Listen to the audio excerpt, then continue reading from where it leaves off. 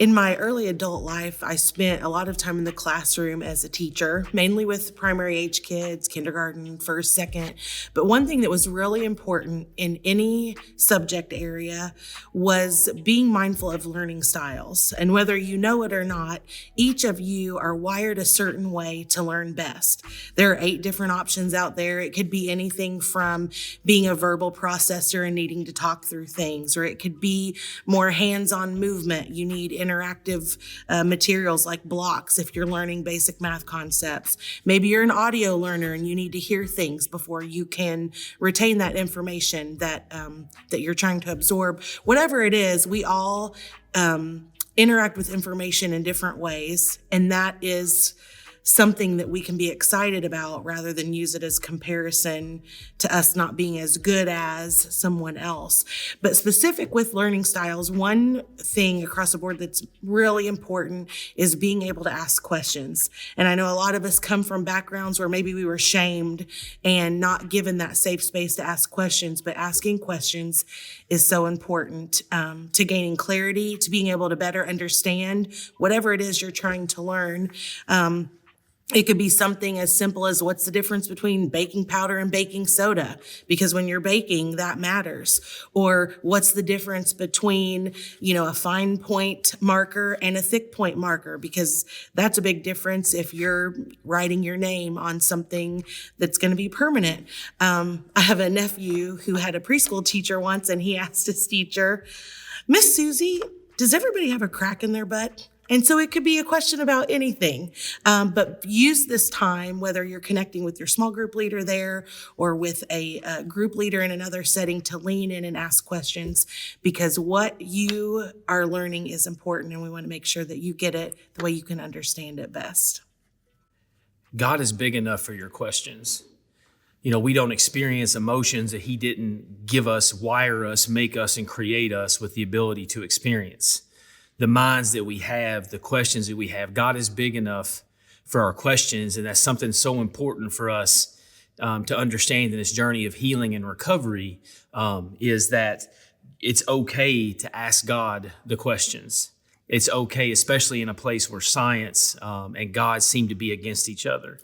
We do the same thing with faith, right? We think if I just have enough faith, then I'll be okay. And if I have any doubt, that means I don't have faith. And it feels like we put doubt and faith on opposing teams, just like we put God and science on opposing teams. But I would say that faith and doubt are not opposed to each other. They really are. They're really linked, because faith, to me, is choosing to believe even though there's good reason to doubt. Choosing to believe even though there's reasons why this may not work. That's what faith is. There's a quote from A.W. Tozer that says, "What comes to mind when you think of God is the most important thing about you." And I would say that statement is incredibly true when it comes to those of us that are in recovery. What comes to mind when you think of God is the most important thing about your recovery. Because He made all of us, the physical side, the emotional side, the spiritual side. He made all of that, all of us. And all of those things coming together is where we can find a way to experience the life that He wants us to have. In Ecclesiastes chapter 3, it says that He has set eternity in our hearts, that we're created for something that is larger and bigger, and something we long for, something that we can grasp to or cling to that is eternal. And knowing that believing God is a challenge. Believing God is something that is difficult. And that's what I think is so beautiful for those of us that have wrestled with addiction. That was one of the most beautiful things about me when that gift of desperation hit, right? Because trusting God is risky. Because it's impossible for me to understand my relationship with God without, understanding or unpacking or grasping my relationship with other people. And so if God is real, I don't know if I can trust that or not. And so it's like trusting God is difficult. But the beautiful thing for me with that gift of desperation that I got was, if trusting God is 50-50, if trusting God is a coin toss, Like, I don't know if this is going to work or not. The beautiful thing is 50% is way better than 0. And I am at the fundamental belief about myself that if I am the one who is making the decisions, or I'm the one who I'm counting on, if me being is the answer, the hope, and the solution is 0. So if God is 50, you're telling me there's a chance. Faith and doubt are not against each other. So if you're wrestling with doubt right now, be encouraged to know that maybe that means you're really wrestling with your faith. And, say, man, I don't know, Matt. I don't even know if I can believe in God or not. That's a beautiful place to be, because if you're not sure if you can believe that God is real, you're telling me that you might be thinking that God is real. And God is big enough, and God loves enough.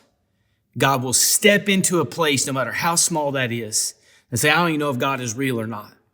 Because if you're not sure if he's real, that means you might be thinking that he's real.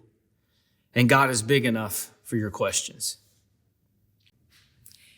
As Matt talked about God being big enough for our questions, I think one of the things that's most important as we continue through these sessions is that we understand God and science are on the same team. We've learned a little bit about the brain and how that's wired, and today we're going to learn just a little bit about the creation of trees and how God wired those to work. In your workbook, you'll see a picture of a tree ring that's labeled with different parts. I have a little sample of one here, and you can see as you look closely the rings that are darker, some that are more closely together than others. There's some areas of shading, and I want to read to you from your book the sample tree ring that you have in there. This tree that you're looking at in your workbook is 62 years old. It's been through fire and drought, plague and plenty, and all of this is recorded in its rings. Each spring and summer, a tree adds new layers of wood to its trunk. The wood formed in spring grows fast and is lighter in color because it consists of larger cells. In summer, the growth is slower. The wood has smaller cells and they're darker in color.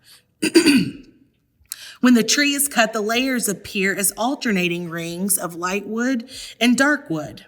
Count the dark rings and you'll know the tree's age, but study the rings and you can learn so much more about the tree. Many things affect the way the tree grows, and because of that, it alters the shape, thickness, color, and uniformity of the rings in the tree. And as you can see there in your workbook, there's a specific example to this tree ring that you see there, and you can learn about the life of that tree.